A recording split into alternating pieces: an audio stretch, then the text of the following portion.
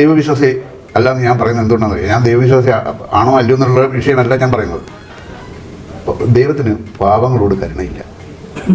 അതുകൊണ്ടാണ്, ആ ഒറ്റ കാരണം കൊണ്ടാണ് എനിക്ക് ദൈവത്തോട് വിരോധം. മനസ്സിലായില്ലേ? നല്ലത് മാത്രം കണ്ടാൽ മതിയല്ലോ. അതെ, ഞാൻ ഇപ്പോൾ ചില ആൾക്കാർ ദൈവം സർവശക്തനാണെന്ന്. ദൈവം എന്തിനു വേണ്ടിയിട്ടാണ് പാവപ്പെട്ടവനെയും പണക്കാരനെ ഉണ്ടാക്കിയത്, അല്ലെങ്കിൽ നല്ലവനും ചീത്ത ആൾക്കാരെയും ഉണ്ടാക്കിയത്? എല്ലാം നല്ല ആൾക്കാരെ മാത്രം ഉണ്ടാക്കി വരും ദൈവം സർവശക്തനാണെങ്കിൽ.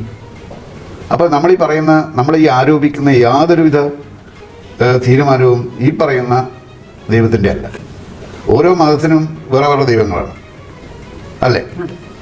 ഏതാണ് ശരിയെന്ന് ഇങ്ങനെ പറയാൻ പറ്റും? ഇപ്പോൾ ഒരുപാട് മതവും ജാതിയും ഈ ലോകത്തുണ്ട്. അവർക്കൊക്കെ സെപ്പറേറ്റ് ദൈവങ്ങളുണ്ട്.